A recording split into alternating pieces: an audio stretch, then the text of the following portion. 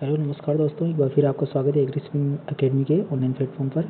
और जैसा कि आपको पता है कि इसका प्लांट ब्रीडिंग का अपनी एक क्लास हो चुकी है, उसी को अपन कंटिन्यू करते हुए अब नेक्स्ट क्लास की ओर चलते हैं। और फर्स्ट क्लास के अंदर अपने ऑब्जेक्टिव और प्लांट ब्रीडिंग्स पढ़े थे, तो उसके अंदर अपने थोड़ा हिस्ट्री वाला पोर्सन थोड़ा सा रह गया था, तो फिर मेरे को याद आया कि उसको भी थोड़ा बहुत ऐड कर देना चाहिए। ज़्यादा नहीं हिस्ट्री उसकी मैंने थोड़ी सी ऐड की है, लेकिन इसकी बहुत बड़ी हिस्ट्री है, लेकिन कुछ मेजर पॉइंट ऐड किए हैं जो कि बार बार एग्ज़ाम में रिपीट हो रहे हैं, ठीक है ना। वो पॉइंट ही उसमें ऐड किए हैं। बाकी हिस्ट्री वाली क्लास जो है अपन एक और लेंगे अपने अलग से उसकी, ठीक है। तो समय को बिना गवाए अपन, ठीक है, चलते हैं अपन। तो देखिए अपना आज का जो पहला जो अपना ये है, ठीक है, हिस्ट्री ऑफ प्लांट ब्रीडिंग। तो हिस्ट्री ऑफ प्लांट ब्रीडिंग के अंदर सबसे पहले हैं अपने कैमेरेरियस, ठीक है। इन्होंने क्या किया था, डिस्क्राइब किया था रिप्रोडक्शन सिस्टम इन मेज। जो मेज होता है उसके अंदर रिप्रोडक्शन सिस्टम को इन्होंने डिस्क्राइब किया था। इन्होंने कहा था मतलब मेज के अंदर फीमेल ये पार्ट है, इसको मेल पार्ट कहते हैं, इसको फीमेल। जैसे कि अपने मेज के अंदर कौन सा टेसल वाला होता है उसको अपन मेल कहते हैं, एज ए मेल कंसिडर करते हैं। और सिल्क वाला होता है उसको एज ए अपन मादा अपना फीमेल होता पोर्सन उसको कहते हैं। तो इन्होंने कहा था ये इसके अंदर रिप्रोडक्टिव सिस्टम होता है, ये मेल है ये फीमेल है, सबसे पहले इन्होंने बताया था, ठीक है। और ग्रू जो थे, ग्रू इन्होंने बताया था कि ये स्टेमन्स है। प्लांट्स के अंदर जो स्टेमन्स होते हैं वो ग्रू ने बताया था कि ये हैं स्टेमन्स, ठीक है ना। तो इन दोनों की आपको ध्यान रखना है कि किन किन ने क्या क्या बताया था, तो आपको ध्यान रखना है। अब जैसे कि आप क्या बोलते हैं अपना किसी भी प्लांट में जाते हो, आप उसमें पहले स्टेमन्स देखते हो, तो आपको स्टेमन्स देखते ही आपको याद आ जाना चाहिए ये ग्रू ने बताया। अब आप कभी मेज के प्लांट के पास जाओ तो आपको पता होना चाहिए कि मेज में रिप्रोडक्शन सिस्टम किसने दिया, तो आपको दो आपके ऐसे ही याद हो जाएंगे। अभी मेज का सीज़न चल ही रहा है, खरीफ सीज़न चल रहा है, सबके यहाँ पे मेज की बोई हो भी चुकी है और बड़े बड़े हो रहे हैं। कुछ ही दिनों बाद में उनमें आपके नर और मादा भाग भी आ जाएंगे, ठीक है। तो उनको आप देखिए कि इन्होंने दिया।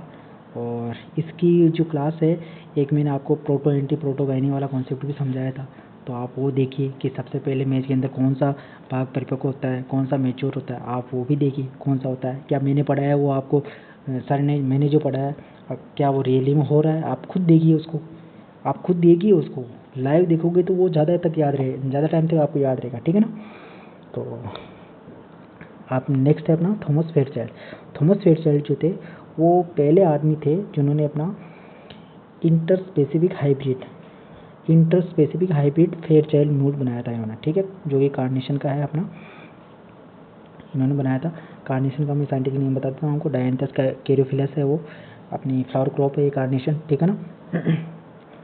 और फेयरचाइल्ड ने ही इनका आर्टिफिशियल इंटरस्पेसिफिक हाइब्रिड बनाया था। इंटरस्पेसिफिक का मतलब होता है दो स्पीसीज के मध्य क्रॉस होना, मतलब दो स्पीसीज के मध्य क्रॉस होना। और इंट्रा के अंदर का मतलब होता है एक ही स्पीसीज की दो वेराइटीज़ के मध्य आपके क्रॉस हो गया है, उसको कहेंगे, ठीक है ना। तो ये है आपके, तो इंटरस्पेसिफिक का मतलब ये देख लीजिए फेयरचाइल्ड मोल्ड है। और डायंथस कैरियोफिलस है, ये डायंथस कैरियोफिलस आपका, ठीक है।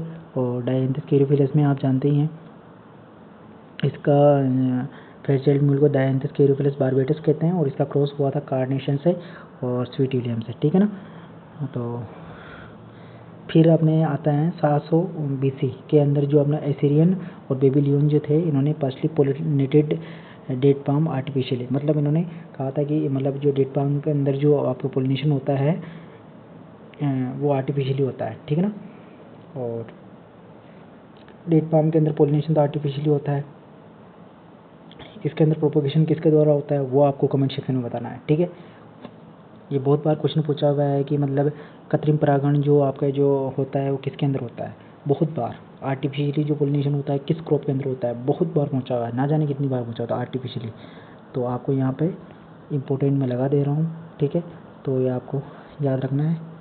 नेक्स्ट चलते हैं अपन जर्म प्लाज्म पर। जो जर्म प्लाज्म है, देखो जर्म प्लाज्म को अपन प्लांट जेनेटिक रिसोर्सेज भी कहते हैं, जेनेटिक स्टॉक भी कहते हैं। क्यों कहते हैं मैं बताता हूँ। देखो जर्म प्लाज्म का मतलब होता है कि एक लाइब्रेरी आपकी, जो आपकी लाइब्रेरी होती है ना आपकी यूनिवर्सिटी के अंदर, वो आपका जर्म प्लाज्म है। ये समझ लीजिए आप कैसे, कि जैसे कि आप पढ़ते हो, आप जेनेटिक्स पढ़ते हो तो जेनेटिक्स की बात करो, जेनेटिक्स में ढेरों सारी बुकें हैं आपके पास में, ठीक है, पता नहीं मनमान बुकें हैं आपके पास में। अब कोई आप जैसे कि उसके अंदर जेनेटिक्स का आपका एक सेक्शन होगा, उसके अंदर मनमान बुक है, तो जेनेटिक्स तो एक क्रॉप हो गए आपके, यूँ समझिए आप जेनेटिक्स तो एक क्रॉप हो गए, और वो जो मतलब उसी क्रॉप की उसके मतलब जो अलग उसी क्रॉप के मतलब वाइल्ड या कल्टिवेटेड और स्पीसीज़ हैं उसकी, जैसे कि अभी कार्नेशन में देखा ना हमने, कार्नेशन आपका कैरियोफिलस है, बारबेटस है, ये क्या कार्नेशन तो एक हो गया, उसकी स्पीसीज़ और अलग अलग पता नहीं कितनी है, ठीक है। तो आपकी जैसे कि आपके जेनेटिक्स के अंदर आपको कोई क्रॉप ले लो, जैसे वीट, अब वीट की न जाने कितनी स्पीसीज़ है, तो वो स्पीसीज़ होगी उसकी जर्मप्लाज्म। जैसे जेनेटिक्स की एक आपकी वो सेक्शन बना हुआ है, उसके अंदर पता नहीं कितनी बुकें हैं, दैट इज़ जर्मप्लाज्म। समझ में आया? ठीक है, ये आपको उम्मीद है कि बहुत अच्छी तरीके से समझ में आया होगा। और ये कहता कहता भी है, देखना, germplasm is the sum total of hereditary material, मतलब सम टोटल उस जो भी आपका मटेरियल है ना, हेरिडिटरी जो आपका हेरिडिटरी मटेरियल है, वंशागति में जो आपका मटेरियल है उसका सम टोटल है। जैसे कि मैं बताऊँ, आपकी जो सेक्शन बना हुआ है आपके लाइब्रेरी के अंदर, आपके जेनेटिक्स वाला, वो जो उसके अंदर जितनी बुक है उसका सम टोटल पूरा निचोड़ एक, ठीक है, उसका पूरा आ गया, all alleles of various genes, मतलब जो आपके अलग अलग जीन्स हैं उनके सबके मतलब एलिल्स होते हैं वो, ठीक है, और उनका सम टोटल, ठीक है, दैट इज़ क्या कर वो क्या है, जर्मप्लाज्म में present in crops and wild relatives. वो क्रॉप्स में भी हो सकते हैं, क्रॉप स्पीसीज जो कल्टिवेटेड स्पीसीज होते हैं हो सकते हैं, या उनके वाइल्ड रिलेटिव्स होते हैं उनमें हो सकते हैं, ठीक है ना। तो ये है, तो ये समझ में आ गया होगा आपको। अब नेक्स्ट है आपका, genes required for the crop improvement are present in different lands और वेराइटीज ऑफ क्रॉप स्पीसीज और some useful and often critical genes are contributed by their wild relative. मतलब आपके क्रॉप इम्प्रूवमेंट करना है तो उसमें आपको जीन तो चाहिए होंगे, जैसे कि समझे आपको डिजीज रेजिस्टेंट वेराइटी बनानी है तो आप क्या लाओगे, कोई डिजीज रेजिस्टेंट जीन ही तो लाओगे, किसी क्रॉप के अंदर इनकॉर्पोरेट करोगे उसको, कि भाई अपने की जैसे वीट के अंदर आपको रस्ट डिजीज रेजिस्टेंट चाहिए आपको, ठीक है, तो आप क्या करोगे, कोई भी जीन लाए और उसको उसमें डाला और वो रस्ट के प्रति रेजिस्टेंस शो कर दिया, दैट इज यही तो कह रहा है, ठीक है ना। Present in different lands, varieties of crop species और some useful and open critical genes are contributed their old wild, आप उसको जो आपकी वाइल्ड रिलेटिव्स है उनसे भी ला सकते हो, कोई दिक्कत नहीं, ठीक है ना। ये क्या है अपना पूरा आपकी इसमें आपकी जो क्रॉप इम्प्रूवमेंट है इसमें आपके जीन्स से बहुत ही महत्वपूर्ण, आपको पता ही है। अब जेडन जो एक आदमी था ये बहुत ही इंपॉर्टेंट है, डायरेक्ट ये डबल का क्वेश्चन है, ठीक है। तो जेडन ने कहा था कि सम टोटल ऑफ हेरिडिटरी मिलेल इन ए क्रॉप स्पीसीज, मैं कह रहा हूँ ना जेनेटिक्स है उसकी कितनी बुक हैं उसका सम टोटल है, ये जेडन ने कहा था, ये जेडन ने कहा था, ठीक है, ये डबल में आया था। और एक आपकी क्रॉप स्पीसीज है उसके अंदर कितने हेरिडिटरी मिलेल है, ठीक है, वो है आपका। और नेक्स्ट जो मैं बता रहा हूँ इतनी देर से वो इसने कह दिया, क्या कहा इसने, लाइब्रेरी ऑफ ऑल जीन्स, वही कह रहा है available in A crop species, उसकी एक लाइब्रेरी, ठीक है ना, वही है। Important features of germplasm, germplasm क्या फीचर्स है कि entire genetic variability and diversity available in crop species, उसको आप ये रिप्रेजेंट करता है कि एक क्रॉप के अंदर कितनी डाइवर्सिटी है, डाइवर्सिटी या वेरिएबिलिटी का मतलब ये समझिए कि आपकी जैसे कि गेहूँ लगा रखा आपने, अब कुछ गेहूँ के अंदर मतलब ये होगा कि वो डिजीज रेजिस्टेंस होगा, वो लंबा पौधा होगा, कोई छोटा होगा, कोई अच्छा मतलब इंडोर मेंटल स्ट्रेस के प्रति अच्छा परफॉर्म कर रहा होगा, कोई मतलब उसमें मतलब अच्छा परफॉर्म नहीं कर रहा होगा, कोई ड्राउट के प्रति उसका अच्छा होगा, वो अच्छा टॉलरेंट होगा ड्राउट्स के लिए, लेकिन कुछ कुछ नहीं होते हैं, तो वो अलग अलग मतलब उनके अंदर कैरेक्टर्स हैं, मतलब अलग अलग उनके अंदर डाइवर्सिटी है सबके अंदर, ठीक है ना। अब जैसे कि हर आदमी के अंदर यूँ तो नहीं है कि सबके अंदर एक ही गुण होते हैं, अब आदमी आपके अलग अलग, जैसे कि स्टूडेंट आपकी क्लास में वो कम होशियार है, ये ज़्यादा होशियार है, ये किसी अलग चीज़ में थोड़ा परफेक्ट है, वो कोई अलग चीज़ में परफेक्ट है, तो इनमें डाइवर्सिटी है, ठीक, ये है। इंक्लूड कल्टिवेटेड वाइल्ड स्पीसीज, मतलब इनके अंदर कल्टिवेटेड स्पीसीज भी हो सकती है, वाइल्ड स्पीसीज उसके अंदर ये समझ लीजिए, कोई पढ़ने जा रहा है उसके अंदर भी डाइवर्सिटी हो सकती है, जो ना पढ़ने जा रहा है उसके अंदर भी डाइवर्सिटी हो सकती है, ठीक है, ऐसा समझिए आप। मे बी इंडिजीनियस या एक्सोटिक, आपका दोस्त अमेरिका में रहता है वो भी हो सकता है, आपका दोस्त भारत में रहता है वो भी हो सकता है, ठीक है। जर्मप्लाज्म में कलेक्टेड फ्रॉम कहाँ से करोगे आप उसको, centre of diversity, centre of origin वहाँ से कर सकते हो, जीन बैंक से कर सकते हो, जीन सेंचुरीज से कर सकते हो, फार्मर्स के फील्ड से कर सकते हो, सीड कंपनीज से कर सकते हो, मार्केट से कर सकते हो, ठीक है। तो ये भी आपको ध्यान रखना है, वेरी इंपॉर्टेंट है ये, ठीक है ना। नेक्स्ट स्लाइड में चलते हैं अपन। अब आता है जर्म प्लाज्म। जर्म प्लाज्म को हम बेसिकली 3 भागों में डिवाइड करते हैं, based on origin, based on domestication, based on crop, ठीक है। बेस्ड ऑन ओरिजिन के आप देखोगे तो ओरिजिन मतलब उत्पत्ति कहाँ से होती है, या तो अपने बाहर से हुई होगी तो उसको इंडिजिनस कह देंगे, यहीं से हुई है, या कहीं बाहर से हुई होगी तो उसको एक्जोटिक कह देंगे, ठीक है, दोनों होते हैं। नेक्स्ट है डोमेस्टिकेशन में। डोमेस्टिकेशन का मतलब कल्टिवेटेड जर्म प्लाज्म, एक होता है वाइल्ड जर्म प्लाज्म, ठीक है। अब आता है नेक्स्ट है बेस्ड ऑन क्रॉप। जो क्रॉप के उसमें यहाँ पर लैंड रेसेस वेराइटीज़ होगी, ऑब्सोल्यूट वेराइटीज़ होगी, मॉडर्न वेराइटीज़ होगी, जो ब्रीडिंग लाइन्स हो गई, ठीक है, और wild forms and wild relatives, ठीक है। तो यहाँ पे एक वर्ड यूज़ हुआ है डोमेस्टिकेशन, तो आपको डोमेस्टिकेशन का मतलब समझा देता हूँ। कोई भी आपकी वाइल्ड स्पीसीज़ है उसको आप कल्टिवेटेड फॉर्म में ला रहे हो, ठीक है, दैट इज़ डोमेस्टिकेशन। उसमें आपका ह्यूमंस का इन्वॉल्वमेंट होता है, ह्यूमंस जो होते हैं वाइल्ड स्पीसीज़ को आपके कल्टिवेटेड फॉर्म में लाते हैं। इसी को अपन आर्टिफिशियल सिलेक्शन मतलब इसमें ही अपन आर्टिफिशियल सिलेक्शन भी करते हैं उसको, तो अपन एक आर्टिफिशियली एक प्रोसेस है ना, तो आर्टिफिशियल सिलेक्शन करते हैं, तो ऐसे होता है। तो जैसे कि आपकी फर्स्ट डोमेस्टिकेटेड क्रॉप में बताऊँ तो आपको वीट थी, ठीक है, वीट को अपन फर्स्टली डोमेस्टिकेटेड मतलब जो आपकी क्रॉप्स थी वो थी, फिर उसके बाद में आपके बारले ये थी, ठीक है ना। तो यही अपनी जो ये फर्स्ट स्टेप होती है ना, मतलब किसी भी वाइल्ड फॉर्म से आगे कल्टिवेटेड फॉर्म में लाना, ये है क्रॉप इम्प्रूवमेंट की फर्स्ट स्टेप है, ठीक है। तो इसको और आगे अपन अच्छे से कवर करेंगे। देखो नेक्स्ट मैंने नीचे एक मेंशन कर रखा है, वेरी इंपॉर्टेंट है, ठीक है ना। तो ये है germ plasm theory proposed by August Weismann. तो बहुत ही इम्पोर्टेंट है, ये आपको याद रखना है।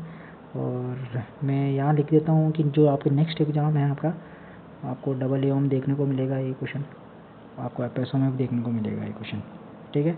वेरी मोस्ट इम्पोर्टेंट क्वेश्चन है, और ये आपको 100% आपको क्वेश्चन देखने को मिलेगा आपको। नेक्स्ट स्लाइड में चलते हैं अपन। Types of germplasm. देखो जर्म प्लाज्म पढ़ लिया आपने, कितने आपने क्लासिफिकेशन पढ़ लिया इसका। अब अपन को उसको क्लासिफिकेशन पर अपन पूरा डिटेल में पढ़ना है। तो फर्स्ट जो टाइप है आपका land races and local varieties.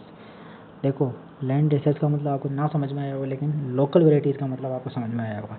Local मतलब क्या है, अपनी भाषा में ये कहते हैं कि जैसे कि सिटी में रहता है ना, कोई सिटी में रहता है, कोई गांव में रहता है, तो कहते हैं कि भाई तू कहाँ का है, लोकल कहाँ का है, तो वो समझ जाता है लोकल कहाँ का है। मतलब सिटी का ना होकर कोई गांव वाँव का होता है तो लोकल, ठीक है ना। गांव वाले आदमी होते हैं लोकल बोलते हैं, तो वही है। यानी गांव वाले क्या रहते हैं, पुरानी संस्कृति से जुड़े रहते हैं, ठीक है, तो वो है। तो ये क्या है, प्रीमिटिव कल्टीवार। प्रीमिटिव का मतलब भी समझ गए होंगे आप, प्रीमिटिव कल्टीवार का मतलब, ठीक है ना। तो which have been selected and cultivated for several generation by farmers. मतलब एक कोई किसान होता है, उसके द्वारा किसी क्रॉप को पता नहीं कितने उसके परदादा पिता पिता के पिता पिता के पिता दादा परदादा उसको चलते आ रहे हैं, वो लगाते आ रहे हैं उसी वेराइटीज़ को, और जो फार्मर है वो भी उसी को लगाता आ रहा है। जैसे कि गेहूँ के अंदर देखिए, गेहूँ के अंदर क्या करते हैं अपन, आज कोई वेराइटी लगाई, उससे प्रोडक्शन हुआ, अब वो वापस उसका सीड बना, ठीक है, अब उसी सीड को अगले साल अपन वापस बोए कर देंगे, फिर उसकी अगले साल फिर उसकी, ऐसे लगातार पता नहीं कितनी पीढ़ियों तक होता आ रहा था, ठीक है। तो क्या हुआ कि इसको अपन लोकल वेराइटीज़ कहने लगे। एक वेराइटीज़ कह दिया कि भाई ये तो वेराइटीज़ हो गई, ठीक है, एक लोकल वेराइटीज़ है ये। अब कोई भी अपने को आता है अपने यहाँ पे, जैसे कोई साइंटिस्ट आ गया आपके फील्ड में है, तो वो पूछेगा कौन सी वेराइटी लगाई, तो वैसा वेराइटी तो कोई है ही नहीं है, हमने तो लोकल लगाई। लोकल कैसे कि हमारे पुरखों ने दी है ये गेहूँ, तो हम उसको वही करते आ रहे हैं, वही है। तो that is land races and local varieties, उसको वही कहते हैं, is called land races and local varieties. उसके अंदर क्या होती है, वाइडर एडोप्टेबिलिटी होती है, मतलब एडोप्टेबिलिटी वाइडर होती है उसकी, ठीक है ना। और एक होती है हायर जेनेटिक डाइवर्सिटी होती है, लेस यूनिफॉर्म होगी वो, उसके अंदर यील्ड बहुत कम होगी, ब्रॉड जेनेटिक बेस होगा, ठीक है। जैसे कि आप ये समझिए आपकी जेनेटिक डाइवर्सिटी का मतलब मैंने बता दिया। अब कोई पौधा मतलब बड़े परफॉर्मेंस कर रहा होगा, कोई नहीं करेगा भाई। हर क्लास के अंदर हर बच्चे एक समान नहीं होते हैं, ठीक है ना। तो ऐसे ही आपके क्रॉप्स के अंदर होती है। हर क्रॉप के अंदर आप जितने भी बीज लगाओगे हर बीज एक तरह परफॉर्म नहीं करेगा। अगर आपको यूनिफॉर्म परफॉर्म लाना है तो आपको हाइब्रिड वैरायटी लेनी पड़ेगी, उसमें आपको यूनिफॉर्मिटी ज़्यादा देखने को मिलेगी, बाकी नहीं मिलेगी आपको, ठीक है।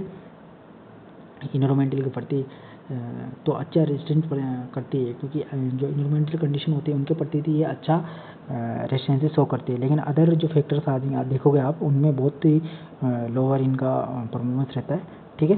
तो वो आपको एक डिसएडवांटेज इसमें देखने को मिलेगा आपको, ठीक है ना। तो इसको फर्स्टली जो स्टडी किया था इसके बारे में तो एनाई वेविलोव जो कि सेंटर ऑफ ओरिजिन के आपके फादर हैं उन्होंने किया था, और राइस के अंदर किया था, ठीक है, कि भाई ये राइस के अंदर बहुत ही वर्षों से किए जा रहे हैं, तो ये एक लोकल वेराइटीज़ है, तो इन्होंने सबसे पहले इन्होंने बताया था इसको, ठीक है ना। तो एक आती है नेक्स्ट जो आपका आता है एब्सोल्यूट वेराइटी। एब्सोल्यूट वेराइटी का मतलब होता है कि भाई ये जो आपकी वेराइटी है ये आपकी सिस्टमेटिक ब्रीडिंग, हाँ इसके अंदर मतलब कई बार ऐसा ही पूछा गया है कि फर्स्ट वाली जो आपकी है लेंट्रेसिस लोकोरिटी कि कौन सी जो अभी वेराइटीज है उसमें ब्रीडिंग का इन्वॉल्वमेंट नहीं होता है, तो वो लेंट्रेसिस इन लोकोरिटी, क्योंकि ये इसमें ब्रीडिंग कहाँ है आपके, वो तो फार्मर से लगा रहे हैं ना, ब्रीडिंग का तो कहीं इन्वॉल्वमेंट ही नहीं हुआ है, तो बहुत बार ये भी पूछा हुआ है, तो आपको याद रखना कहाँ ब्रीडिंग का इन्वॉल्वमेंट नहीं होता है, तो यहाँ नहीं होता। अब ऑब्सोल्यूट वेराइटी है तो इसमें क्या होता है, इसमें ब्रीडिंग का यूज़ होता है। देखो सिस्टमेटिक ब्रीडिंग इफेक्ट्स मतलब ब्रीडिंग के जो आपका है यहाँ पे यूज़ होगा, और once commercial but not more grown, मतलब ये एक बार ये कॉमर्शियल रूप से ग्रो हुई थी, लेकिन उसके बाद में धीरे धीरे धीरे इसको कुछ नई वेराइटीज़ आती गई और वो इसको मतलब वो इसकी जगह वो लेती गई, ठीक है ना। मतलब इसको लोग स्किप करने लग गए इस वेराइटीज़ को, और नई वेराइटीज़ को वो अपनाने लग गई, ठीक है, और अडोप्ट कर लिया नई वेराइटीज़ को और इसको स्किप कर दिया लोगों ने, तो यही है। तो इम्प्रूव्ड वेराइटी को प्रेजेंट पास्ट मतलब आपकी जस्ट पास्ट की जो है एक इम्प्रूव्ड वेराइटी एक कॉमर्शियल वेराइटी थी, लेकिन अभी इसको रिप्लेस कर दिया है high yielding varieties new varieties ने, ठीक है। जैसे कि आपकी कल्याण सोना है, एक टाइम पे कल्याण सोना इतनी फेमस थी वेराइटी, उसके अलावा कोई लाता ही नहीं था, लेकिन आज नहीं है वो, क्योंकि उससे अच्छी मार्केट में और नई वेराइटीज़ आ चुकी है। सोनालिका है, K65 है, K68 है, ये भी वेट की वेराइटी, ठीक है। वो सारी वेराइटीज़ हैं वेट की जो आज मतलब नहीं इतना नहीं पॉपुलर है, लेकिन एक टाइम पे थी पॉपुलर वो, ठीक है ना। नेक्स्ट आता है modern varieties and improved varieties and advance varieties. Modern का मतलब जो अभी जो करंट फेज में चल रही है, और करंट फेज में आपको पता ही है सबसे मेन फोकस है हाई यील्ड पे मेन फोकस है, तो हाई यील्डिंग वेराइटीज़ उसको कहते हैं। Tedious to use in breeding program, बिल्कुल सही बात है, जो आपको ये कल्टिवेटेड वेराइटी है इनको आप ब्रीडिंग प्रोग्राम में यूज़ करते हैं, अभी की वेराइटीज़ है, ठीक है ना।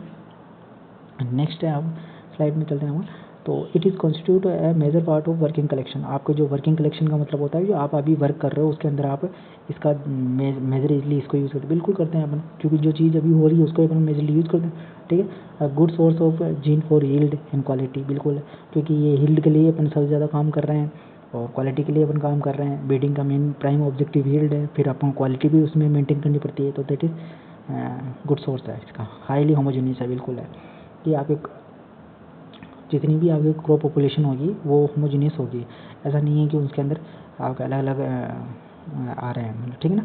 तो ये होमोजीनियस होती है और यूनिफॉर्म होती है, मतलब सब चीज़ें आपको यूनिफॉर्म देखने को मिलेगी, ठीक है। नैरो जेनेटिक बेस होता है उसका, जेनेटिक बेस इतना वाइडर नहीं होता है, उसका नैरो होता है, ठीक है।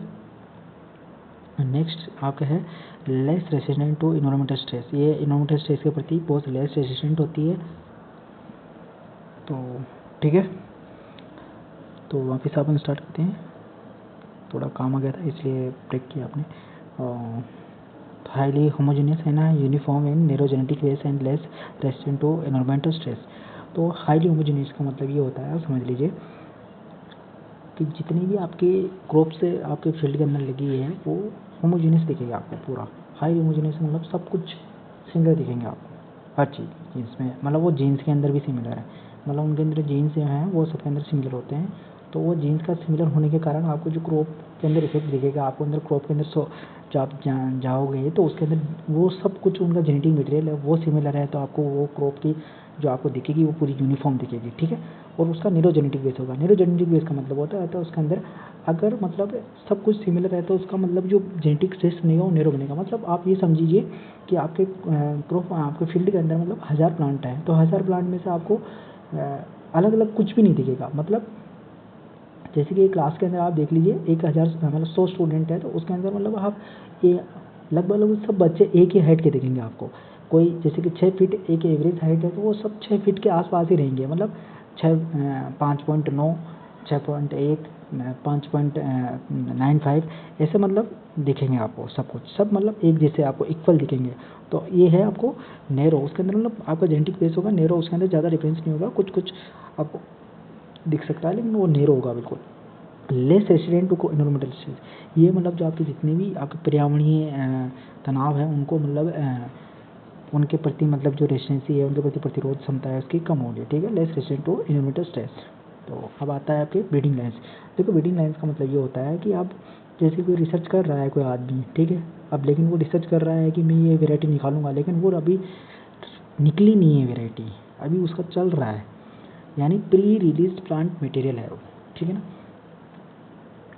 तो वो जैसे कि आपके एक न्यू कह सकते हो, आपको उसका ट्रायल लगा हुआ है, लेकिन वो आने वाले भविष्य में वो आपकी वेराइटीज़ एक निकलेगी, तो दैट इज़ ब्रीडिंग लाइन है।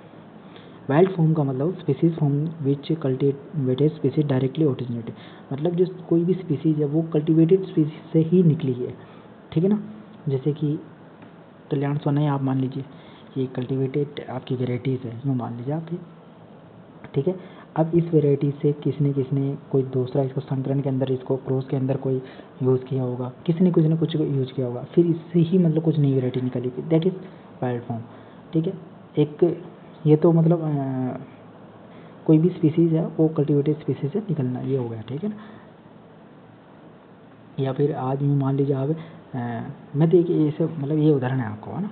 अब ये मान लीजिए आज कोई राइस है आपका, ठीक है, लेकिन वो राइस जो है आपके, यूँ समझ लीजिए आप कि वो पहले वाइल्ड राइस से बनी होगी, तो वाइल्ड राइस से उसका डायरेक्ट एंसेस्टर होगा, ठीक है। तो वो मतलब क्या है, इसमें भी देखिए ये क्या रखा, they are wild species through which cross species are derived through domestication. Through domestication का मतलब क्या है, यानी वाइल्ड स्पीसीज को आप कल्टिवेटेड में ला रहे हो, तो मतलब वो कोई भी राइस क्रॉप है आपकी कल्टिवेटेड आई है, वो कल्टिवेटेड फॉर्म आई है, लेकिन वो पहले वाइल्ड रही होगी, वो उसका एंसेस्टर होगा कुछ ना कुछ, तो फिर वो अभी वो कल्टिवेटेड है, ठीक है ना। तो उसका मतलब ये है। अब इसका वाइडर मतलब वो जेनेटिक बेस वाइडर होगा, अलग अलग उसमें जेनेटिक बेस होंगे, ठीक है ना। तो मैं कह रहा हूँ ना, जिस देखो जो आपने जो हाइब्रिड सीड होंगे जो होते हैं उनके अंदर ही आपको जेनेटिक बेस से नैरो मिलेगा, बाकी आपको वाइडर देखने को मिलेगा, ठीक है। बाकी अलग अलग आपको उसके अंदर वेरिएबिलिटी ज़्यादा मिलेगी, आपको डाइवर्सिटी ज़्यादा मिलेगी हर चीज़ के अंदर। बाकी जो आपको यूनिफॉर्म मटेरियल होता है वो उसके अंदर ही होता है, तो वो उसके अंदर नहीं मिल पाता। अब आता है वाइड रिलेटिव्स का मतलब होता है उसके संबंधी, कोई भी जैसे कि आपके naturally occurring plant species which है common ancestry with cultivated crops, मतलब कि आपकी कोई क्रॉप है, ठीक है, यूँ समझ लीजिए। अब जैसे कि मैं इसमें ये बता रहा था कि ये जो ओरिजिन हुआ था कल्टिवेटेड स्पीसीज से हुआ था, मतलब कोई जिसका मतलब वो तो मतलब डायरेक्टली उससे डायरेक्टली वो उसका ही मतलब एंसेस्टर है, मतलब जैसे कि कोई जो वाइल्ड आपका जो चावल है वो आपके कल्टिवेटेड चावल में बदला, लेकिन वो उसका एंसेस्टर वही था, ठीक है ना। लेकिन वाइल्ड रिलेटिव्स का मतलब हो सकता है कि आपका एंसेस्टर वो नहीं है, मतलब उसका कॉमन एंसेस्टर होगा कुछ ना कुछ। जैसे कि आप इसको ये समझिए कि क्रॉप है उसका कोई डायरेक्ट एंसेस्टर नहीं होता है, लेकिन कोई रिलेटिव स्पीसीज होती है, जैसे कि आपका ये समझ लीजिए, जैसे कि कोई आप हो, ठीक है, और आपका कजिन है, लेकिन आपके दोनों के ग्रैंड फादर हैं वो एक है ना, लेकिन जो आपका कजिन आपका जो ग्रैंड फादर है वो एक है, ठीक है, ये ही एक वाइल्ड रिलेटिव्स है, इसका ही मतलब वाइल्ड है, लेकिन उसका एंसेस्टर जो है वो नहीं है। जैसे कि उसके पिताजी है, तो वो तो अलग अलग हो गए, आपके जो कजिन ब्रदर है उसका पिताजी अलग है और आपका पिताजी अलग, लेकिन जो दोनों के ग्रैंड फादर है वो एक हैं, तो वो वाइल्ड रिलेटिव्स हो गए हैं, तो ठीक है ना, समझे आप, ये हैं। और वाइल्ड फॉर्म का मतलब होता है वो डायरेक्टली है ओरिजिनेटेड है, और ये मतलब इसमें कुछ ना कुछ उसके रिलेटिव्स का भी उसमें क्रॉसिंग मतलब उसका योगदान है उसके अंदर, तो ये वाइल्ड रिलेटिव। नेक्स्ट चलते हैं अपन special genetic stock. Special genetic stock का मतलब ये है कि आपको जो आपके जेनेटिक स्टॉक का जो आपकी ऐसी कुछ लाइंस होगी जो आपको रिसर्च वर्क के लिए बनाई गई होगी, तो उसको आप स्पेशल स्पेशल लाइंस बोलते हैं। ऐसे स्पेशल जेनेटिक स्टॉक्स होते हैं, ठीक है। स्पेशल जेनेटिक स्टॉक में आप क्या करते हैं, जीन म्यूटेशन होता है, क्रोमोसोमल एबरेशन होता है, मार्कर जीन्स होते हैं, तो उसका आपको एग्जांपल एक ले लीजिए आप, सेट ऑफ मोनोसोनिक सोमिक lines, trisomic lines. Monosomic lines का मतलब होता है कि आप एक मोनोसोमिक जो नंबर है उसमें एक से आपका कम हो गया तो उसको मोनोसोमिक लाइन कहते हैं। ट्राइसोमिक भी ऐसे ही। आपको फीचर्स के अंदर आप देखोगे तो मेरा स्पॉन्टेनियसली और artificial induced useful for genetic analysis and plant breeding program. ये प्लांट ब्रीडिंग प्रोग्राम के लिए बहुत इंपॉर्टेंट रहती है। बाकी इतना इससे कोई इतना आज क्वेश्चन भी आया नहीं है, लेकिन जो पहले वाली जो वेराइटीज़ थे आपके लैंड जैसे ऑब्सोल्यूट और आपके वाइल्ड फॉर्म वाइल्ड रिलेटिव्स, इनसे ज़्यादा क्वेश्चन आया है, ठीक है। और वाइल्ड फॉर्म वाइल्ड रिलेटिव्स में आपको कन्फ्यूजन नहीं होना है, क्योंकि उससे एक डबल में शायद एक क्वेश्चन आया था, उसने ये डायरेक्ट ये पूछा था कि कोई भी क्रॉप है आपकी, उसका ओरिजिन हुआ वो डायरेक्ट एंसेस्टर से हुआ है तो दैट इज़ वाइल्ड फॉर्म, लेकिन उसका कुछ रिलेटिव स्पीसीज से हुआ है तो दैट इज़ वाइल्ड रिलेटिव्स। मतलब रिलेटिव्स आ गया ना तो वो कुछ उसके अंदर रिलेटिव्स भी इन्वॉल्व है, ठीक है ना। तो उससे नेक्स्ट स्लाइड में चलते हैं। ये मैंने एक टेबल फॉर्म में आपको और अच्छे से इसको एक्सप्लेन भी कर दिया है कि आप पूरी इस टेबल को आप पढ़िए, इसको समझिए, कोई दिक्कत नहीं, ठीक है। इसमें आपको अच्छे से वो समझ में आ जाएगा। और यही चीज़ मैंने पहले ही बता दी है तो वहाँ पे से इसको बताने की कोई आवश्यकता है नहीं, क्योंकि जो चीज़ मैंने पहले बताई वही यहाँ है, ठीक है ना। तो नेक्स्ट स्लाइड में चलेंगे अपन। हाँ देखिए, अब ये बहुत इंपॉर्टेंट है। ये आपको जो आपका ट्रायंगल है ये आपको ये बताता है कि आपकी एग्रोनॉमिक परफॉर्मेंस कैसी है, जेनेटिक डाइवर्सिटी कैसी है। अब आप सोचिए, मैंने इसको ये इधर दे रखा है और ये इधर है, मतलब एग्रोनॉमिक परफॉर्मेंस यहाँ क्या होगी, हाई, और यहाँ क्या होगी, लो। यहाँ क्या होगी, जेनेटिक डाइवर्सिटी यहाँ होगी आपकी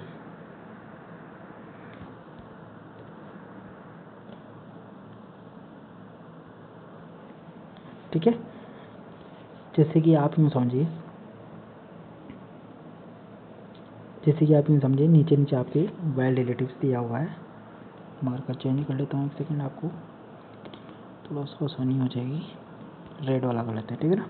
हाँ, रेड वाला, रेड, ठीक है। एक सेकंड, थोड़ा सा इसको इरेज कर देते हैं सारी। आप देखते हैं, देखो आप ये समझिए, आपकी जो एग्रोनॉमिक परफॉर्मेंस है इधर, आपकी जेनेटिक डाइवर्सिटी है इधर, यहाँ पे क्या होगा, वाइल्ड रिलेटिव्स के अंदर एग्रोनॉमिक परफॉर्मेंस क्या होगी, लो, और यहाँ क्या होगी, हाई, ठीक है। जेनेटिक डाइवर्सिटी यहाँ क्या होगी, हाई, यहाँ क्या होगी, लो, यहाँ क्या होगी, ना ना ना ना ना ना,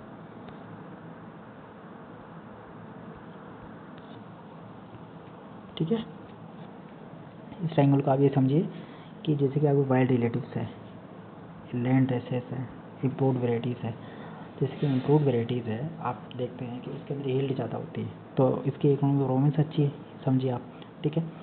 और लेकिन यील्ड ज़्यादा है लेकिन उसके अंदर जेनेटिक डाइवर्सिटी बहुत कम होती है। जेनेटिक डाइवर्सिटी मतलब उसके अंदर जो जीन्स होंगे वो आपको पता है, सब जीन्स मतलब अगर डाइवर्सिटी ज़्यादा होगी तो सबके अंदर जीन्स अलग अलग होंगे, सबके अंदर मतलब जेनेटिक मटेरियल अलग अलग होगा, जेनेटिक मटेरियल अलग होगी, उनकी परफॉर्मेंस अलग अलग होगी। कोई किस चीज़ के प्रति रेजिस्टेंस होगा या किसी के प्रति नहीं करेगा। कोई जीन मतलब हायर यील्डिंग वाला होगा तो वो हाई केवल उस प्लांट में है यील्ड ज़्यादा मिलेगी, आपको अदर प्लांट में नहीं मिलेगी। तो ये दैट इज़ मतलब पूरा जेनेटिक डाइवर्सिटी को शो करता है, ठीक है।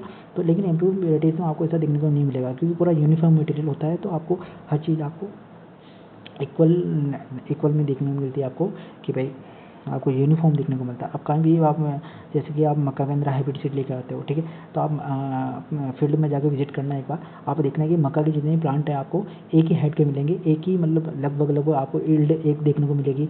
अगर किसी वहाँ पे अगर कोई भी आपके इंसेक्ट ने अटैक किया है, किसी भी मतलब डिजीज वहाँ पर अटैक हुआ है, तो मतलब वो एक प्लांट पे नहीं होगा, हर प्लांट पे होगा, क्योंकि सबका जेनेटिक मटेरियल एक होता है, तो वो हर प्लांट में आपको देखने को मिलेगा, ठीक है। आप ये जाके देख लेना, और मैंने तो खुद नहीं देखा है, आप खुद जाके देखिए। आपके यहाँ पे इंसेक्ट का अभी आप मक्का लगे ही है तो आपको जाके देखने को मिलेगा, कटवर्म बहुत लग रहा होगा आपके यहाँ पे, ठीक है। ये मतलब आप जाके देखना आप पे, तो वो आपको देखने को मिलेगा। तो वो एक प्लांट में नहीं मिलेगा, अभी थोड़े दिनों बाद में आपका स्टेम बोरर लगेगा, ठीक है, सिलोपार्टिलस वाला, तो वो आप जाके देखना, पूरे क्रॉप में आपको देखने को मिलेगा। एक क्रॉप में एक पर्टिकुलर वहाँ पे नहीं देखने को मिलेगा, क्योंकि सब कोई जीन अब उस क्रॉप के अंदर सब जीन एक जैसे हैं, कोई उसको रेजिस्टेंस शो नहीं कर रहा है, तो वो सब पूरे में देखने को मिलेगा, ठीक है। तो ये है, तो एग्रोनॉमिक परफॉर्मेंस का मतलब होता है कि वहाँ हाई होती है। इम्प्रूव वेराइटीज़ में आपको मैंने पहले बता दिया, प्लांट ब्रीडिंग का जो प्राइम ऑब्जेक्टिव होता है वही हाई यील्डिंग है, तो ठीक है ना, तो वहाँ सबसे ज़्यादा होती है। अब लैंड रिसर्च का मतलब होता है, अब जैसे नीचे नीचे आते जाओगे सब चीज़ें कम होती जाएगी। लैंड रिसर्च का मतलब होता है आपकी एग्रोनॉमिक परफॉर्मेंस कम हो जाएगी, ठीक है, लेकिन जेनेटिक डाइवर्सिटी ज़्यादा हो जाएगी, ठीक है। जेनेटिक डाइवर्सिटी कैसे ज़्यादा हो जाएगी, अब बताओ कि जेनेटिक डाइवर्सिटी अगर जीन्स उसमें देखो, लैंड रिसर्च के अंदर क्या होता है, जो अगर फार्मर्स लगा रहे हैं, अब फार्मर्स लगा रहे हैं तो इसका मतलब क्या होता है कि कोई भी मटेरियल यूनिफॉर्म मटेरियल नहीं होता है, ठीक है, और उसके अंदर मतलब हील्ड भी कम आएगी, ठीक है। आप किसी भी चीज़ को आप बार बार लगाते जाओगे तो उसके अंदर मतलब होमोजेनिटी आती है, ना कि हेट्रोजाइगोसिटी आती है। तो हेट्रोजाइगोसिटी नहीं, जहाँ तक नहीं रहेगी वहाँ तक आपकी यील्ड भी ज़्यादा नहीं होगी, और सब चीज़ें आपके होमोजेनिटी के कारण नहीं हो पाती, ठीक है। सब जीन से एक तरह से परफॉर्मेंस करेंगे तो फिर वो यील्ड भी आपका उसी तरह से आपको मिलेगी, ठीक है। तो आपका जेनेटिक डाइवर्सिटी भी यहाँ पे कम आपको हाई देखने को मिलती है। जेनेटिक डाइवर्सिटी मतलब जेनेटिक डाइवर्सिटी हर क्रॉप प्लांट के अंदर एक स्पेसिफिक जीन होगा, क्या पता वो डिजीज के प्रति रेजिस्टेंस शो करता हो, कोई मतलब आपके यील्डिंग वाला यील्ड हो, किसमें कुछ तो अलग यील्ड मतलब अलग जीन्स, अलग अलग टाइप के कुछ जीन्स हो सकते हैं, वो अलग अलग टाइप के आपको उनके एक्शंस होंगे, ठीक है। और एग्रोनॉमी परफॉर्मेंस देख लोगे तो आपकी जो अगर किसान जो वैरायटी लगा रहा है वो एक लेस यूनिफॉर्म है, और वो आपकी यूनिफॉर्म मटेरियल भी नहीं देता है, और वो आपको हील्ड भी आपकी जो आपकी आएगी वो कम आएगी, ठीक है। तो वहाँ पे तो ये एग्रोनॉमी परफॉर्मेंस भी कम है। और वाइल्ड रिलेटिव्स का मतलब तो आप समझ ही जाते हो कि वो वाइल्ड स्पीसीज है, तो उसका तो एग्रोनॉमी परफॉर्मेंस भी कम रहेगा, लेकिन जेनेटिक डाइवर्सिटी सबसे ज़्यादा रहती है, क्योंकि वाइल्ड स्पीसीज के अंदर तो वो जंगली प्रजातियाँ हैं, तो जंगली प्रजातियों में आप जानते हैं हर चीज़ अलग अलग रहती है, वो पूरा जंगल है, और जो जंगली संबंधी हैं यहाँ पे वाइल्ड रिलेटिव्स हैं उनमें सब कुछ आपको अलग अलग देखने को मिलेगा, कोई चीज़ें समान नहीं देखने को मिलती, तो वो जेनेटिक डाइवर्सिटी के कारण होती है, उनमें अलग अलग जिन टाइप्स के आपके जीन मौजूद होंगे तभी जाकर वो डाइवर्सिटी ज़्यादा आएगी, ठीक है ना। और उम्मीद है कि आपको ये पूरा ट्रायंगल समझ में आ गया होगा। ये ट्रायंगल जोड़ने का ये मकसद था कि आपको पूरा कॉन्सेप्ट क्लियर हो जाए, ठीक है। ठीक है दोस्तों, इसको मैं क्लियर कर देता हूँ। नेक्स्ट स्लाइड में चलते हैं अपन। देखो, डेमोस्टिकेशन अपने पढ़ ही लिया था, कल्टिवेटेड में वाइल्ड जर्मप्लाज्म। और वाइल्ड जर्मप्लाज्म का मतलब होता है कि वाइल्ड प्लांट स्पीसीज, और कल्टिवेटेड का मतलब जो कल्टिवेटेड क्रॉप स्पीसीज, और डोमेस्टिकेशन का मतलब समझा ही दिया था कि वाइल्ड से आपके कल्टिवेटेड जोन माना। और ओरिजिन के बेसिस में पढ़ोगे तो इंडिजिनियस और एक्सोटिक। इंडिजिनियस जो अपने यहाँ का है, नेटिव कंट्री का, एक्सोटिक जो बाहर से आया है, ठीक है ना। Activities in of germplasm. अब जर्मप्लाज्म के अंदर कौन कौन सी एक्टिविटीज़ होती है? Exploration and collection. अब जर्मप्लाज्म तो आप घर बैठे तो कोई देने नहीं आएगा, ठीक है। आपको क्या करना पड़ेगा? एक्सप्लोर करना पड़ेगा, कलेक्शन करना पड़ेगा, ठीक है। अब ये तो बात होगी, आप कलेक्शन करोगे कहाँ से?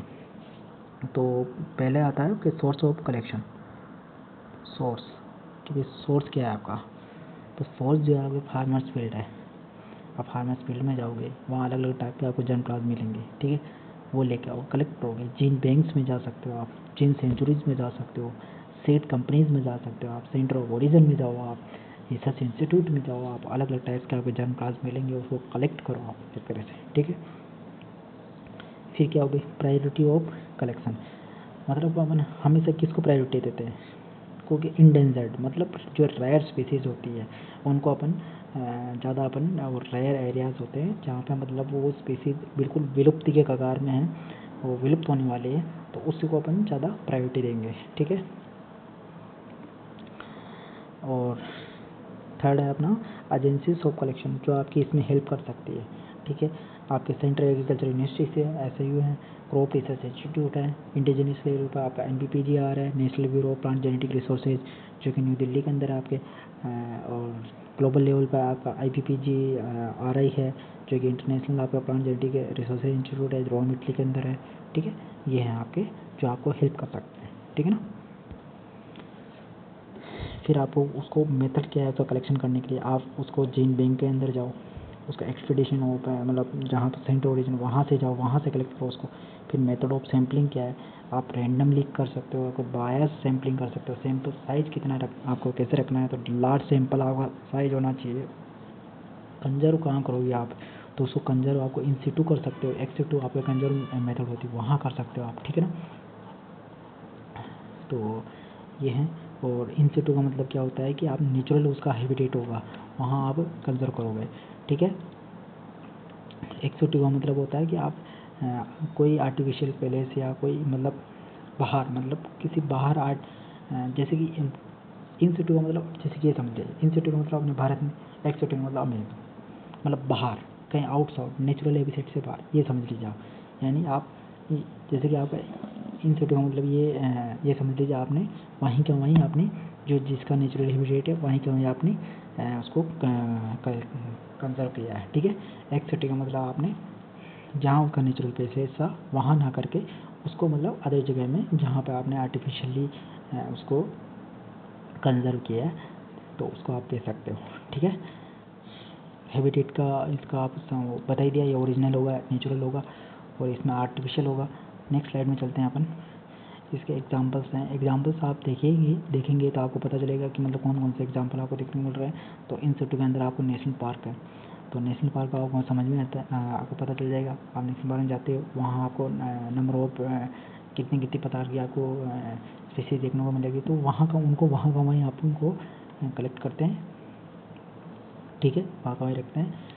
और फिर आप वाइल्ड लाइफ सेंचुरीज में जाओगे, आप बायोस्फीयर रिजर्व में जाओगे, जीन सेंचुरीज में जाओगे, ऑन फार्म भी कंजर्वेशन कर सकते हो आप, ठीक है। गेरो हिल्स है, वहाँ पर मतलब सिट्रस इंडिका का एक बहुत ही मतलब जीन सेंचुरी है, मतलब संग्रहालय है पूरा, ठीक है। एक्स टू का मतलब आप कन्वेंशनली कर सकते हो, सीड जीन बैंक में कर सकते हो, ऑर्थोडॉक्स सीड में कर सकते हो, ठीक है ना। ऑर्थोडॉक्स सीड होगा। नेक्स्ट है आपका क्रायोप्रिजर्वेशन। ऑर्थोडॉक्स सीड का ही आपको एक थोड़ा सा बताना चाहूँगा कि ऑर्थोडॉक्स सीड में जो आपका होता क्या है। देखो ऑर्थोडॉक्स सीड के अंदर क्या होता है कि इसमें ड्राइंग जो आपके करते हैं सबसे पहले सीड को सुखाया जाता है, तो ड्राइंग ज़्यादा सेंड कर सकता है एज़ कम्पेयर आपके रिकल्सिट्रेंट सीड के कंपेयर में, ठीक है। इसको लो टेम्परेचर में अपन स्टोरेज करते हैं, इस लो टेम्परेचर में उसके ये लॉन्ग टाइम तक आपके जीवित रह सकता है, ठीक है। इसके बाद में क्रायोप्रिजर्वेशन में आपको पता ही है -190 डिग्री सेल्सियस पे आपको जो आपका लिक्विड N2 गैस के अंदर आपको इसको प्रिजर्व किया जाता है। टिश्यू कल्चर के अंदर आपको पता ही है, टिश्यू कल्चर लैब के अंदर कंजर्व करोगे आप। फील्ड जीन बैंक में आपको बॉटनिकल गार्डन में करोगे। इन विट्रो में आपको DNA bank, in vitro conservation, recalcitrant seed बिल्कुल इसका उल्टा है ऑर्थोडॉक्स का। इसमें आप ड्राइंग नहीं कर सकते, इसमें लो टेम्परेचर में स्टोरेज नहीं कर सकते, इसका लॉन्ग टाइम तक ये वेएबल नहीं होता है, मतलब जीवित नहीं रह सकता, ठीक है ना। नेक्स्ट स्लाइड में जाओगे आप तो देखोगे इवोल्यूशन का मतलब क्या होता है कि आपको उसका मूल्यांकन करना है, ठीक है। सब कुछ कर लिया, आप उसको मोरोपोलॉजिकल करेक्टर देखोगे, फिजियोलॉजिकल देखोगे, इकोनॉमिक देखोगे, पैथोलॉजिकल देखोगे, एंटोमोलॉजिकल देखोगे, जेनेटिक देखोगे, बायोकेमिकल देखोगे, इकोनॉमिक करेक्टर्स देखोगे, मतलब उसका इवैल्यूएट करोगे। जैसे कि पैथोलॉजिकल करेक्टर में क्या करोगे आप, उसमें ये देखोगे ये किस डिजीज़ के प्रति रेजिस्टेंस शो कर रहा है, इसके अंदर कौन सा वो जीन है, ठीक है। एंटोमोलॉजिकल किस इंसेक्ट के प्रति है, इकोनॉमिक में क्या देखोगे आप, यील्ड देखोगे, मतलब ऐसे आप अलग अलग उसमें इवैल्यूएशन करोगे, ठीक है। डॉक्यूमेंटेशन का मतलब होगा फिर आप उसको रिकॉर्ड रखोगे, एक मेंटेन रिकॉर्ड होगी कि इसमें ये है, सब कुछ आप उसके अंदर लिखते जाओगे। पूरा एक इंफॉर्मेशन सिस्टम भी कहते हैं उसको, कि आप जैसे कि आप कोई MSc कर रहा है तो उसको पता होगा कि वो जब उनमें ट्रायल वर्क पर रखता है तो एक पूरा जब उसका ट्रायल लगता है वहाँ से उसका ट्रायल ख़त्म होने के प्रति उसको एक डायरी में सारा रिकॉर्ड मेंटेन करना पड़ता है कि कब लगी, कैसे हुआ बुआई, कैसे नहीं है, कितने दिन में कितनी हाइट थी, क्या था इसका, कितनी लीव्स है, क्या नहीं, पूरा मतलब एक आपको रखना पड़ता है रिकॉर्ड, ठीक है। डिस्ट्रीब्यूशन का मतलब क्या होता है, आपकी जनक्लास हो गई, फिर आपको सीड मल्टीप्लिकेशन करना है, ठीक है। वो BDS के पास में जाएगा, रिसर्चर्स के पास में जाएगा, इंस्टीट्यूट के पास में जाएगा, फिर उसमें आप रिसर्च करोगे, ठीक है। फिर यूटिलाइजेशन का मतलब क्या होगा, नेक्स्ट है आपका यूटिलाइजेशन। तो उसमें आपको यूटिलाइजेशन का मतलब होगा कल्टिवेटेड जर्मप्लाज्म, उसको आप एज ए वेराइटी आप उसको यूज़ करोगे, एज ए पेरेंट आप हाइब्रिडेशन में यूज़ कर सकते हो, as a variant in gene pool में आप यूज़ कर सकते हो। जीन पूल एक बहुत बड़ा शब्द है, इसको अपन और अच्छे से समझेंगे जीन पूल को भी, ठीक है। वाइल्ड जर्मप्लाज्म में क्या करोगे, उसको अगर वाइल्ड जर्मप्लाज्म है तो उसको क्या करोगे, use for transferring gene. Wild germplasm के अंदर आप जानते हैं उसके अंदर डिजीज रेजिस्टेंस का जीन हो सकता है, इंसेक्ट का रेजिस्टेंस जीन हो सकता है, एबायोटिक स्ट्रेस का जीन हो सकते हैं, मेस्ट सेलेक्टी के जीन हो सकते हैं उसके अंदर, ठीक है। तो उसको अपन आप किसी भी आपको जीन आप उन जीन को आप एक किसी भी कोड के अंदर आपको कोई वैरायटी डेवलप करनी है तो मतलब पर्टिकुलर उसी चीज़ के प्रति वैरायटी डेवलप करनी है तो इन जीन्स का आप उनके अंदर यूज़ कर सकते हो। ठीक है, नेक्स्ट है जर्म प्लाज्मा कलेक्शन। आपका जर्म प्लाज्मा आपके पास में आ गया, उसको कलेक्शन करोगे तो कलेक्शन कैसे करोगे, तो स्टोरेज करने के लिए कुछ टेम्परेचर मेंटेन करना पड़ता है। तो आपके बेस कलेक्शन जो होते हैं उनको आप स्टोरेज करोगे तो वो है -18 से -20 डिग्री सेल्सियस। जो एक्टिव कलेक्शन होते हैं उनको आप जो स्टोरेज करोगे 0 डिग्री सेल्सियस पे करोगे। ठीक है, वर्किंग कलेक्शन होते हैं उनको आप 5 से 10 डिग्री सेल्सियस पे करोगे। और सीड जो मॉइस्चर है उनके अंदर जो बेस कलेक्शन है उसका 5 से 6% रखनी है, और एक्टिव के अंदर 8% रखनी है, और 8 से 10% आपको वर्किंग कलेक्शन के अंदर रखनी है। स्टोरेज लाइफ जो होती है बेस की जो होती है 50 साल से ज़्यादा, एक्टिव के 8 से 10 साल, वर्किंग की 3 से 5 साल। और बेस जो होता है उसको अपन मोस्टली अनडिस्टर्ब रखते हैं, मतलब उसको डिस्टर्ब नहीं करते हैं, जैसा है वैसा ही रहने देते हैं उसको। इन फ्यूचर में कभी होगा अपने को ज़रूरत तो तभी यूज़ करेंगे। ठीक है, और एक्टिव को जो होता है अपन उसको मल्टीप्लिकेशन करते हैं। ठीक है, उसको बढ़ाते जाते हैं। वर्किंग का मतलब होता है उसको अपन यूज़ करते जाते हैं। ठीक है, अब मैं आपको थोड़ा सा बेस कलेक्शन के बारे में आपको यूँ बता देता हूँ, बिल्कुल आसान भाषा में बताता हूँ बेस कलेक्शन होता क्या है। बेस कलेक्शन का मतलब आता है आपका एफडी। आप एफडी कराते हो ना बैंक के अंदर, एफडी समझिए आप, जैसे कि कोई भी सीड जो आपका मतलब सुरक्षित है। ठीक है, आपको सुरक्षित है लेकिन वो एक मतलब लंबे समय तक आप क्या करते हैं, एफडी कराते हो तो आपको लंबे समय तक वो पड़ा रहेगा आपका पैसा, और एक टाइम बाद में वो मेच्योर होगी एफडी और आप उसको तोड़वा के आपके पास में पैसा आ जाएगा। ठीक है, तो उसको एक एफडी समझिए, मतलब एक फिक्स्ड डिपॉजिट है आपका। ठीक है, आपने जमा कर रखा है, फिक्स्ड है कि भाई आपने इतना जनरल में जमा कर रखा है, लेकिन आपको अभी नहीं चाहिए, वो लंबे टाइम बाद में अपने को चाहिए होगा तो ले लेंगे। ठीक है, स्टोरेज पे जाए तो उसको अपन डिस्टर्ब नहीं करते हैं। तो हमने फिक्स्ड ये फिक्स्ड चीज़ें हैं, मतलब एफडी जो है आपको फिक्स्ड होती है, उसको अपन डिस्टर्ब नहीं करते हैं। अगर आपने को बीच में ज़रूरत पड़ी तो उसको तोड़ देते हैं। इसको ऐसे ही है, मतलब आपको कभी ज़रूरत पड़ गई तो आप कर सकते हो, बाकी नहीं, अनडिस्टर्ब रखते हैं। एक्टिव कलेक्शन का मतलब होता है आपके कि आपका एक सेविंग अकाउंट। ठीक है, मतलब आप यूँ समझिए, आपको मल्टीप्लिकेशन मतलब आपको ज़रूरत पड़ी, आपने सीड निकाला, उसका मल्टीप्लिकेशन किया और डिस्ट्रीब्यूशन कर दिया उसका, दैट इज़ एक्टिव कलेक्शन। ठीक है, वर्किंग कलेक्शन का मतलब आपको होता होगा आपका पास में वॉलेट। वॉलेट का मतलब होता है आपके पास फ़ोन पे, आप पेटीएम है, गूगल पे, आप रोज़ इससे क्या करते हो, ना जाने कितने बार पेमेंट करते हो, तो दैट इज़ वर्किंग कलेक्शन। ठीक है, फ्रिक्वेंटली यूज बाय पेडर्स, रोज़ाना आप यूज़ कर रहे हो उसको, बार बार यूज़ कर रहे हो। ठीक है ना, तो ये चीज़ें। नेक्स्ट है आपके कोड सिलेक्शन। कोड सिलेक्शन जो था फ्रेंकल ने दिया था, ये क्या एक small subset of germ pliers representing maximum genetic diversity of entire collection with minimum duplication. मतलब आप यूँ समझिए कि कोई भी जर्म प्लास में उसका एक रिप्रेजेंटेटिव सैंपल है उसका। ठीक है, small representative sample. Spicy man का मतलब होता है किसी भी चीज़ को आप सैंपल कह रहे हो तो उसको स्पाइसी मैन कहते हैं अपन। ठीक है ना, तो small subset of germ pliers representing maximum germ, मतलब वो एक सैंपल है, उसके अंदर पूरे जर्म प्लास की डाइवर्सिटी होगी मैक्सिमम, उसके अंदर मिनिमम डुप्लीकेशन होगा। ठीक है, तो उसको अपन कोड सिलेक्शन कहते हैं। मतलब आप ये समझिए कि NVPGR के पास में राइस के जो है 50,000 एसोसिएशन है। ठीक है, उनमें रिसर्च करना आपको पता है, इतने सारों में रिसर्च करना आपके पास मुश्किल है, तो वो क्या करेगा, कोई साइंटिस्ट होगा 3-4 एसोसिएशन चुन के लाएगा और उनके ऊपर पूरी उनमें आपको पता है 3-4 के अंदर पूरी लगभग सारी डाइवर्सिटी उनके अंदर होगी लगभग, मतलब जितने भी आप हैं उनकी, मतलब वो कुछ सैंपल लेके आएगा, उनमें मैक्सिमम उनकी डाइवर्सिटी होगी और मिनिमम डुप्लीकेशन होगा, that is code selection. Plant quarantine का मतलब होता है, क्वारंटाइन तो आप कोरोना के समय आपने जाना ही होगा, कोई क्वारंटाइन है, क्वारंटाइन क्या एक प्रिवेंटिव सिस्टम है। ठीक है, इंट्रोडक्शन या स्प्रेड को रोकने के लिए insect disease with plant pests through international movement of plants and plant pest. मतलब कोई भी आपके जैसे कि अमेरिका से कोई मटेरियल आया, इंडिया आ रहा है, तो उसकी चेकिंग होगी कि उसमें कोई नया डिजीज़ तो नहीं है, इंसेक्ट तो नहीं है, वीड तो नहीं है, ताकि अगर वो यहाँ अपने इंडिया में आ गया तो अपनी क्रॉप में लगने के बाद में क्रॉप में लग जाएगा और अपने को बहुत इकोनॉमिकली उसको अपने को मतलब लॉस होगा और किसान की मतलब जो अपन चाहते हैं वो नहीं मिल पाएगा, मतलब उसका अपन चाह रहे हैं इनकम बढ़ाना तो इनकम नहीं बढ़ पाएगी, ठीक है ना। तो ये है आपका प्लांट क्वारंटाइन कि प्लांट क्वारंटाइन के अंदर मतलब एक टाइम तक मतलब उसको क्वारंटाइन किया जाता है कि उसको देखा जाता है उसके अंदर क्या क्या, उसके अंदर चेकिंग की जाती है क्या वो अपने वो सही है या नहीं है, उसके अंदर कोई डिजीज तो नहीं है, कोई इंसेक्ट तो नहीं, कोई भी मटेरियल ले जाओ तो उसके अंदर देखा जाता है, हर चीज़ के अंदर देखा जाता है। उसके अपनी क्रॉप की बात नहीं कर रहा हूँ, कोई भी चीज़ अपने वहाँ से मतलब यहाँ पर आ रही है तो उसको हर चीज़ को देखा जाएगा अभी, ठीक है ना। नेक्स्ट है आपके डिपा एक्ट। डिपा एक्ट बहुत इंपॉर्टेंट है, बहुत बार पहुंचा हुआ है, 1914 में आया था। इस फुल फॉर्म में destructive insect and pest act. इसका ऑब्जेक्टिव क्या, prevent control in eradicate insect and plant pest that crop animal property, ठीक है।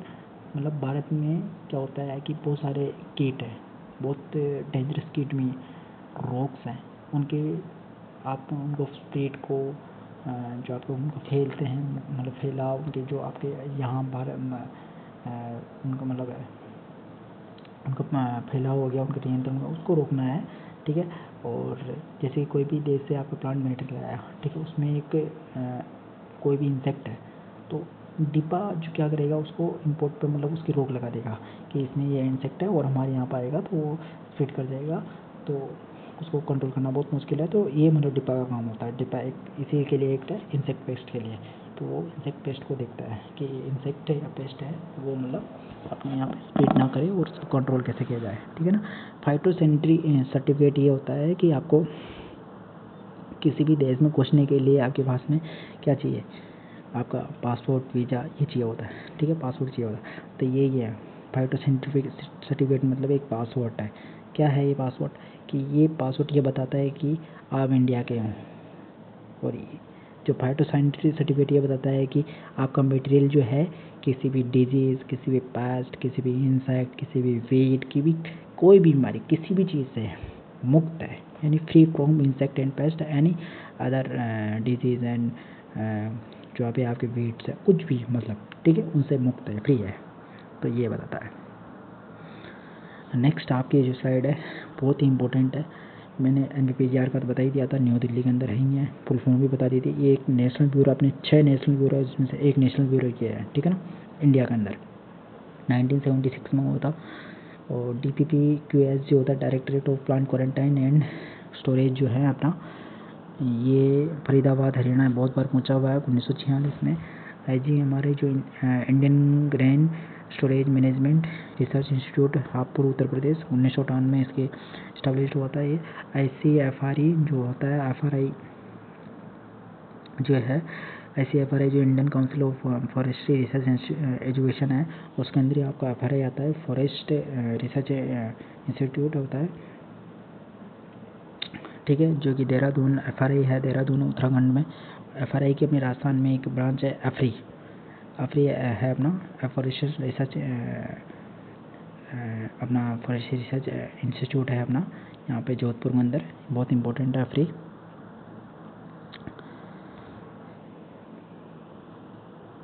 नेक्स्ट है forest research institute FRI Dehradun Uttarakhand 1906 में हुआ था। Botanical survey of India BSI Kolkata के अंदर है, वेस्ट बंगाल 1819 में हुआ था। जो अफरी मैंने बताया था, अफरी जो है एरिड फॉरेस्ट अपना रिसर्च इंस्टीट्यूट जो कि अपने जोधपुर के अंदर है, उसी के साथ में आपका आजरी और जोड़ लीजिए जो कि सेंट्रल एरिड अपना जोन ऑफ रिसर्च इंस्टीट्यूट जो कि अपना जोधपुर के अंदर है, 1959 में बना था। ये बहुत बार पहुंचा है, मतलब कहाँ की कोई एग्ज़ाम में ना आया हो वो एग्ज़ाम ही अधूरा है मेरे अकॉर्डिंग तो, ठीक है, वो बहुत बार पहुंचा हो तो आपको याद रखना है, ठीक है।